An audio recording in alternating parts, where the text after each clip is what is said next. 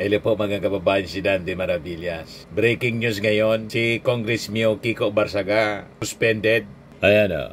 Breaking news, House Ethics Committee finds Barsaga guilty of disorderly behavior, recommends 60-day suspension. 2 months mga kababayan. Dapat yung suspension ninyo, hindi lang natin alam sa rules ng House kung yung suspension mga kababayan, dapat ang isang congressman or senador, hindi dapat sila kukobra ng sweldo nila. Kung 2 months, di 2 months silang walang sweldo. Kasi kung suspended, pero kukobra pa rin ng sweldo, di masaya yan. Parang si Bato de la Rosa, 18 days na daw na hindi nagtatrabaho si De La Rosa kasi nagtago na po after na i-announce ni Ombudsman Remulla na may warrant of arrest na linabas yung ICC, hindi na nagpakita. O, di ba? Mamaya, balikan natin si Bato de la Rosa. Dito muna tayo sa balita. Breaking news mga kababayan na si Kiko Barsaga suspended for 60 days. Yan ang makuha mo sa katarantaduan mo. The panel recommended suspension without benefits of salaries. Ay tama. Walang sweldo in allowances, with a stern warning that a repetition of similar conduct would result to a more severe disciplinary action. The committee also directed Barsaga to remove certain social media posts within 24 hours. House Deputy Speaker Ronaldo Pono, some members of the National Unity Party filed ethics complaint against Barsaga over alleged misconduct, inciting seditious activity, posting lewd content, in flaunting wealth. The Cavite Solon earlier said he was ready to face any sanction, but he believed he did not violate the code of conduct of the House of Representatives. Under House rules, sanctions may range from censure, reprimand, suspension, or expulsion. Pag umulit pa po, expel na ninyo as member of Congress. Hindi pwede, mga kababayan, na may ganyan na congressman. Sinisira niya yung mismong reputasyon ng House of Representatives. Nasisira na nga po yung reputasyon ng House of Representatives dahil marami yung sabit sa flood control scandal. Pagkatapos, nandyan pa ang isang Kiko Barsaga na parang may saltik. Paniwala po ng marami. Sabagay, ma-observe po natin, unstable ang kanyang pag-iisip. Kahit na yung kanyang pamilya. Kaya nga po, sabi po ni Congressman Ronaldo Pono, ipinakiusap ng kanyang nanay na mismo. Alanaan niya kayo dyan kasi hindi na namin kaya na disiplinahin yan. Kasi siyempre, congressman na malaki na. Hindi na po nakikinig sa kanyang magulang. Kung ano-ano ang ginagawa. So, ito na ngayon, inangsyon ng Congress, ng Ethics Committee, 60-day suspension without salaries and other benefits. At may stern warning. Pag umulit pa siya, mas mabigat na parusa ang ipapatong po ng Ethics Committee. Pwede siyang matanggal, mga kababayan, as member ng Congress. Yun man dapat po ang dapat gawin sa isang tulad po ni Congressman Kiko Barsaga. Ngayon, sa case po ni Bato de la Rosa, sabi ni Senator Win Gatchalian, no work, no pay rule does not apply to senators. Senator Gatchalian said, there are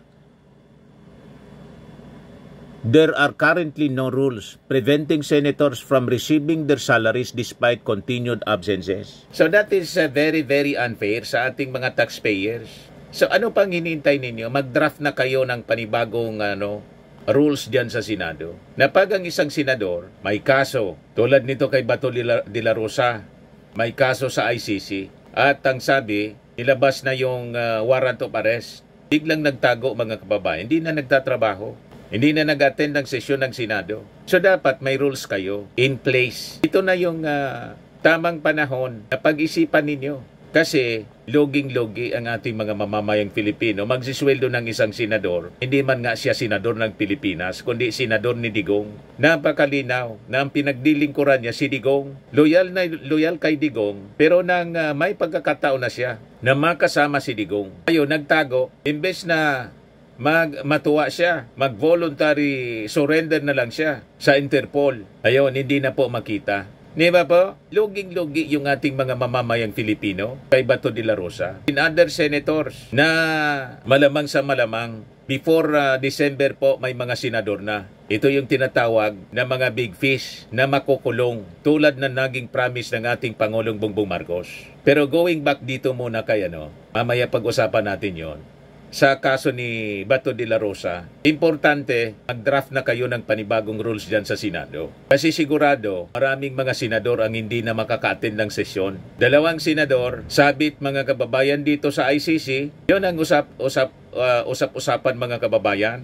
At yung ibang senador mga kababayan, sabit po sa flood control scandal. So, hindi na sila makaka-attend ng sesyon. Pag may mga warrant of arrest na sila at nakulong, or yung iba maybe magtatago tulad ni Bato de la Rosa. So talaga kailangan po ang bagong rule sa Senado. Marami sa mga senador po ang malamang hindi na makapag-attend ng sesyon. Sabi ng mga netizens, same rule, politician, able to read and write, teacher, college graduate, and late passer. Sabi ni Sing Astulio Barona, so make a rule, no work, no pay. Sabi ni Eduardo Espiritu, this is now the right time to impose not attending session, no pay policy by the Senate rules and policies. Mr. Senator Gatchalian, you propose that now as your legacy to the people. Sabi ni Edsel Nagit, dapat mirong rules, no work, no pay sa mga senador. So pwede pa lang mag-absent na walang deduction. Saan ba galing sweldo ninyo? Nagkandara pa ang iba dyan para magtrabaho na kahit minimum wage lang para kumita at para pasweldoan kayo. Sobra na yata kayong mga senador. Tapos pag may bagyo, walang pasok taon ng gobyerno, pero may sahod pa rin kayo. Tama, it's high time mga kababayan na may bagong rules both in the House of Representatives tapos sa Senado. Hindi sila mag-attend ng sesyon. Dapat nga, noong panahon ganyan po, kahit sa mga municipal councils, per diem lang po dapat. Kada sesyon, kung mag-attend siya ng sesyon, bibigyan siya ng sweldo. Kung hindi siya mag-sesyon, walang sweldo.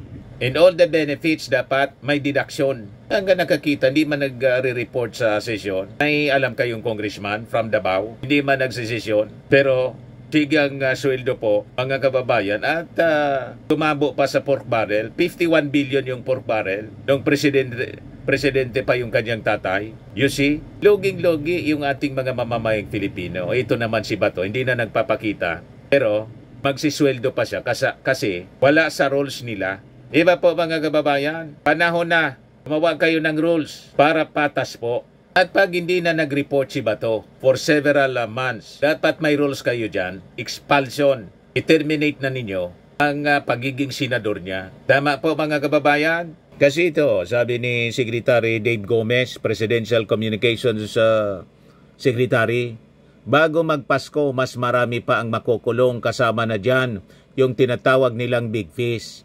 Ang importante lang talaga mapatiba yung ating mga ebidensya sa ating case build up para this time around walang makakalusot sa mga nagnakaw sa bayan. Sisiguraduhin nating mananagot sila at mababawi natin ang kanilang mga ninakaw. Yan ang utos ng ating Pangulong Bongbong Marcos So kasama na dyan yung mga senador. May magpapasko sa kulungan. Yun ang naging pahayag mismo ng ating Pangulong Bongbong. Kasi kahapon, yun ang pinagsisigaw nila doon. Puro anya sapsap, puro dilis. Nasaan yung mga pating, mga balyena niya? Hintay lang po kayo, may proseso ito nga ngayon lang, PNP, nagdala ng kaun-kahong dokumento sa ICI para sa investigasyon ng manomalyang flood control. Yan sa report ng DCRH. Matatanda ang kamakailan lang, nag-turnover din ang hanay ng 95 dokumento na sa komisyon kaugnay ng 28 ghost flood control project sa iba't ibang rehiyon. Seryoso po ang ating gobyerno sa matuldukan ang massive corruption, lalo na po sa DPWH. Ito nga, sabi rito, 2 SunWest executives in Mindoro flood control case send surrender feelers, sabi po ng police. Yan sila. Ngayon, doon sa rally, mga kababayan, gusto talagang iugnay sa flood control anomalies yung ating Pangulo. Dahil daw sa si Bishop David mismo, yung nagsabi sa kanyang nagsasalita doon sa rally, command responsibility daw. Sinagot ngayon ni USEC Secretary, Undersecretary, PCO Undersecretary Claire Castro, kasi naitanong po. Pakinggan natin yung kanyang sagot, mga kababayan. Yusek, Ma'am, you mentioned a while ago that the President is one with the nation in their calls to make the liable answerable to or to be held accountable for their for the issues on flood control and budget insertion. But one of the major calls also in the rallies yesterday was for the President himself to be held accountable, if not by virtue of direct link, by virtue of command responsibility. What is the reaction of the President to these calls? And let me just also clarify what you mentioned yesterday in the interview in the special coverage of GMA. Is the President willing to appear before the ICI if there will be evidence that will link him to those issues? Ang ICI po ay isang independent commission. Kung ano po ang maibibigay sa kanilang maliwanag na ebidensya, wala naman pong pagtututol ang Pangulo dyan. Kung sasabihin po natin na command responsibility, siguro magbigay na lamang po sila kung paano nila ililink ang Pangulo patungkol dito. Tandaan po natin, ang Pangulo sila ng ang ebidensya. nagpasimula nito. Hindi mabubukas ang ating isipan, hindi mabubukas ang ating mga mata, hindi mabubukas ang ating tenga kung Ginugulo hindi mismo nila si Pangulong ang kwento. Marcos Jr. ang nagpasimula ng pag-iimbestiga Correct. na ito. Nais ng Pangulo na managot ang dapat na managot. Ma'am, just a follow-up. There were also calls for the President to sign as urgent the anti-dynasty bill. Pwede po ba kaming humingi ng reaction lang dito? Pag-aaralan po ng Pangulo kung ano nasa sa loob po ng bill na yan. At tignan po natin kung ano magiging reaction po niya. And one last, reaction din po ng palasyo dun sa sinasabi ng mga tao na for also the Vice President to be tried for the issue on intelligence funds. Again? Kasi ang panawagan po ng mga tao yesterday, Pangulong Bongbong panagutin, VP Sara litisin. So, meron din po kay VP Sara. So, yung may mga efforts pa ba for the Vice President to also be tried on the issue that was linked to her before? Kasi parang ang dating sa mga tao, parang nakalimutan na yung issue on intelligence funds. O siguro panawagan po Yung ito sa mga impeachment. nag-iimbestiga, sa mga complainants, kung may mga ebidensya naman po, dapat kumilos na rin po sila. Lahat naman po ay dapat managot. Kung dapat na sangkot or sila ay sangkot sa mga maanumalyang, let's say, mga corruption. Hindi lang pang flood control projects po. Lahat ng korupsyon na sila ay may ebidensya, dapat pong panagutin ang dapat na managot. Thank you. Follow-up question, Ivy Reyes, Bilyonaryo. Hi, ma'am. Good afternoon. Ma'am, with the calls for the president to step down and be held accountable, not just from the camp of the Dutertes, but from progressive groups as well, there are sentiments that the president is at his weakest right now. Your thoughts on that po? At his weakest? Ito ba bang panahon na to? Na siya po ang nagpaimbestiga? Hanggang ngayon po, maraming ginagawang aksyon para mapanagot ang dapat Weakest na pa rin. mapanagot. Ang dami na po na napaaresto, marami na po rin Weak na pa rin. kinasuhan, marami na po na naibalik na pondo. Mali yung Ito mga ba yung weakest na masasabi natin? Meron na pong napakulong na si mga si ma-influensyang Digong. tao na ngayon ay nakakulong na. Yan pa po ba ang sinasabi natin at his weakest? Madali po kasi sumigaw na bumaba sa pwesto. Pero kung papaano papalakarin at pamumunuan ang gobyernong ito kapag bumaba ang Pangulo, ano kaya ang kanila masasabi? Next question, Luisa Cabato, Inquirer.net. Good afternoon po, Yusek. What are your thoughts po sa sinabi ni Representative Paulo Duterte sa comment niya last time about sa 500 peso Noche Buena? Sabi niya, kung ganyan din lang ang level ng analysis mo, mas bagay siguro magnotaryo sa recto kaysa mag-lecture sa taong bayan kung sapat ba ang 500 para sa Noche Buena. Actually, nabasa po natin mismo yung kanyang media release. At nabanggit din po niya, maliban po sa kanyang ganyang klase ng pananalita, nabanggit din po niya patungkol sa konsensya. So, siya pa po ba ang magsasalita tungkol sa konsensya? Hindi po ba ang kanyang sariling ama ang umamin na he killed people? Sino po ba ang may kakilala na hitman at kayang magpa-liquidate? At sino rin po ba ang umamin na hindi gumagalang sa human rights?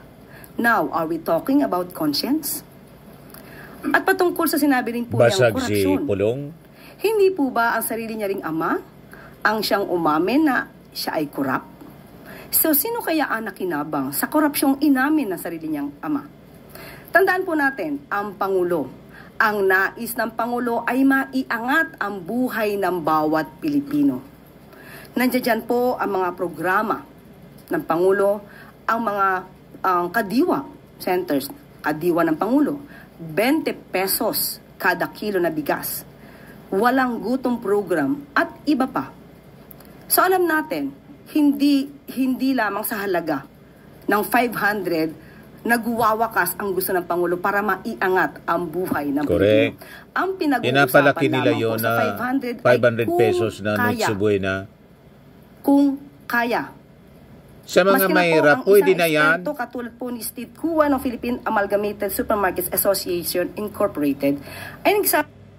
Tapos, kung wala kang pang Noche Buena, problema mo yun. Ang ibig sabihin kasi, hindi ka naghanap ng pera, hindi ka naghanap buhay. Magtrabaho kasi, sabi sa Bible, ang mga hindi nagtatrabaho, huwag kakain.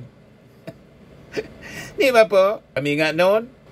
Saka yung pang Noche Buena, mga kababayan, depende yun sa'yo kung anong gusto mong kainin. Di ba? Yung mga malls, mga grocery stores, may package na silang pang Noche Buena. Most of the time, ang price niya, 350 to 500 pesos. May spaghetti na siya. Yung mga sangkap, mga kababayan, sa spaghetti, nandun na. Tapos nakapack siya sa plastic. Yun ang ginagawa nila. Gusto lang ninyong tuyain yung gobyerno. Ang tanong kay Pulong, kumusta naman sa distrito mo? Yung 51 billion pesos na pork barrel, baka gusto mong i-share yun pang Noche Buena sa mga mamamayang Pilipino. Kasi hinahanap na ngayon, pinapaimbestigahan na ng Congress. O diba? Ang mga mahirap po, kayang kumain sa kaya nilang budget. At hindi naman po pinapabayaan ng ating Pangulong Bongbong Marcos yung mga mahirap. Kaya nga, may mga programa tayo laban sa gutom. Yun mga minention mga kababayan ni Jose Castro. Basta lang kayo kasi makapanira. Kasi galit kayo sa ating Pangulo. Ganun lang naman yan. Gusto ninyong iupo si Sara Duterte. Very selfish. Maghintay kayo kung makaupo kayo sa 2028. Hindi ngayon. Kasi yung term ng ating Pangulo hanggang 2028 pa. Masyado kayong atat. Sabi rin po at umayon sa DTI. Ang pinag-uusapan po dito ay kung kaya. Iba po ang usapin na dapat mas marangya, mas festive kapag pinag-usapan natin ang handaan pamasko. Ang pinag-usapan natin dito ay kung kaya. Yun lang po ang issue ng DTI at the time dahil ang DTI po, pinagmamalaki po nila na ang mga manufacturers ay nakausap nila. Manufacturers ng mga basic needs, basic commodities, na huwag magtaas ng presyo hanggang katapusan ng December. Yun lamang po ang gusto ring ipagmalaki ng DTI at ito po ay isinagawa ng DTI para sa taong bayan. Sana hindi po nila ma-miss yung pinaka-essence kung bakit sinasabi po ng DTI nakakayanin ng 500 dahil po napakiusapan po nila na huwag magtaas ng presyo para sa mga basic commodities. Yun lamang po yun. For our last question, gusto lang nilang manira eh. Good afternoon po, Yusek. Dun po sa pag-ban ng e-bikes and e-trikes, although nagbigay na po ng order ang Pangulo sa LTO na ipagpaliban po ito dahil dapat ngayong araw, December 1, ang simula po ng huli nung mga magpa-apply sa mga major roads. Ano po. Aside po from yung pagpapa-defer muna pansamantala, may iba pa po bang order ang Pangulo sa LTO since para pong bumabangga yata yung memorandum ng ahensya doon sa batas po sa mga e-vehicles? Kailangan po bang pahirapan yung ating mga kababayang mahihirap na gumagamit po negative nitong si Eden Santos sa mga e-trikes and tanong e-bikes dahil mas palibasa mura net at 25 nakakatulong din po sa INC kalikasan. Hindi po Sara pagpapahirap ang mga ganitong klase ng polisiya.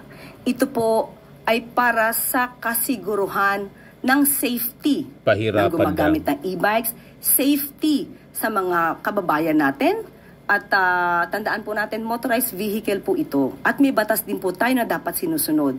Hindi po ibig sabihin na kahirapan Gustong ay dapat pahirapan. nating suwayin kung ano yung batas. Ang pagdisiplina po ay hindi para banggain ang issue ng kahirapan. Hindi po issue ang kahirapan dito. Issue to ng pagtupad sa batas para po Safety. masiguro ang safety ng bawat isa. Pero yung pong Republic Act, yung EVIDA law na sinasabi, Yusek, hindi po kaya yun na kaya bang i-override nung memorandum ng ahensya? National highway lang po naman ipinagbabawal ang mga e-bikes. Correct. Kasi Hindi mabibilis naman po. sa mga secondary roads. Sana po maintindihan po kung bakit merong ganitong klaseng polisiya. Ito po, again, ay para sa safety ng ating mga kababayan. Okay? Balik lang po ako dun sa investigation na na-mention kanina. Na-mention nyo rin po dati na parang may hindi pa sure kung magkakaroon ng internal investigation regarding dun sa 100 billion na allegation. Tapos yun po yung nag-result ng pag-alis ni Executive Secretary Bersamin at saka ni DBM Secretary Pangandaman. Itatanong ko lang po kung may update kung nagkaroon na po ba ng internal probe dun. And kung sakaling magkaroon na po ng result, is the President willing to give another position to Executive Secretary Bersamin and DBM Secretary Pangandaman? Sa kasalukuyan ay wala po tayong update patungkol po dyan. Pero ang nadinig po natin mismo kaya former Executive Secretary Bersamin, kung meron man na ebidensya sa kanya, isampa na lang po ang kaso. Yun naman po ang kanyang hamon. Okay po? Salamat. That's the last question, Yusek. At bago tayo magtapos, mga bagong graduate ng Philippine Army, Navy at Air Force, binigyang pugay ni Pangulong Marcos Jr.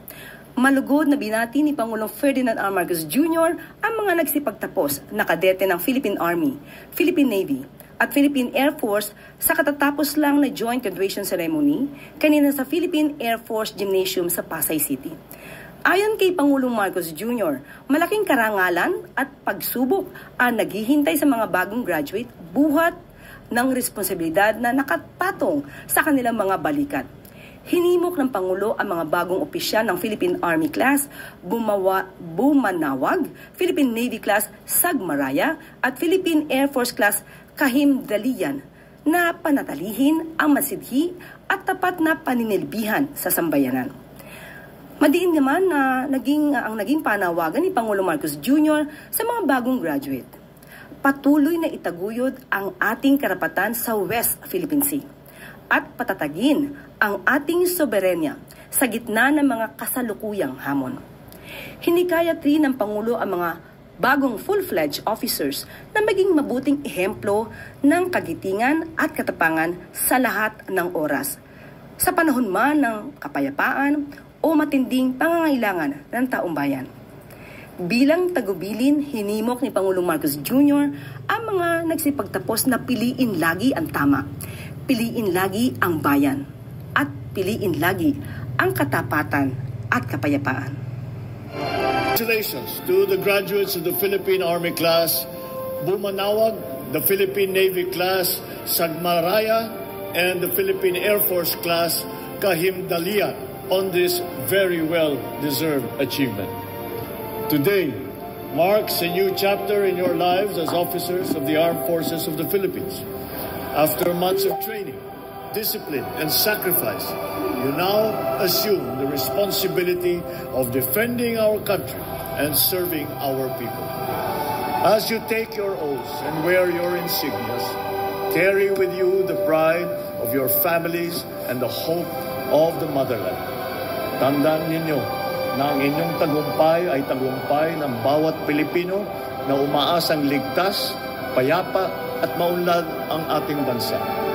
Mabuhay ang sandatahang lakas ng Pilipinas, mabuhay ang bagong Pilipinas. Dito na po nagtatapos ang ating press briefing. Magandang araw para sa bagong Pilipinas. Sa mga naghanap ng malinis and spacious fitness gym, pumunta lang po kayo sa aming Colossal Fitness Gym. We also offer Grab Car Rental with our brand new 2023 model ng Toyota Innova. We also accept booking for those who are planning to travel via PAL, Cebu Pacific, and other airline companies, local and international, and bills payment for Meralco Bills, PLDT, Aleco Bills, etc. Ang Colossal Fitness Gym is located at 3rd floor Security Bank Building, Landco Business Park, Legazpi City, Albay. For inquiries, look for Chilon Maravillas. Contact number 0966-802-0949. Yan yung aming Innova. Lagi na pong matao sa amin. Pati mga foreigners po, tingnan ninyo. Mga British tourists sila. Ang lalaki ng katawan na, mga kababayan, nag-gym sa amin. Ito naman po, Indian National. Ito mga mga European sila. Ito naman yung bago naming product na binibenta online, Eye Glow Serum.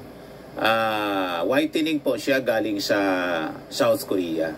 Tingnan ninyo yung epekto sa aking anak na architect entrepreneur, Riz Maravillas. For inquiries, look for Riz Maravillas on FB.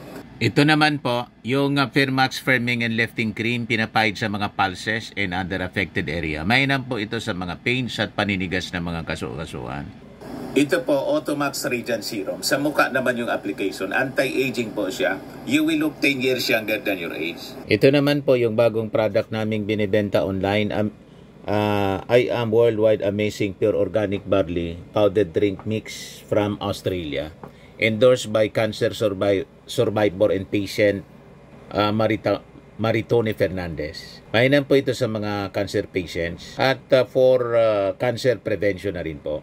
For your inquiries, dumiretso na lang kayo sa messenger ng aking anak, sa Facebook messenger niya, Riz Maravillas. Sa mga mahilig po sa mga imported bags and wallets, dumiretso na lang kayo kay Ma'am Eileen Rosales sa kanyang Eileen Closet. Nakabase siya po sa Amerika. Yan yung online selling niya, mga kababayan. Sa mga mahilig magpa-spa, try nyo po sa Pamper City by OMG, your luxury escape. Matatagpuan po sa Asiana City, Parañaque City, Metro Manila.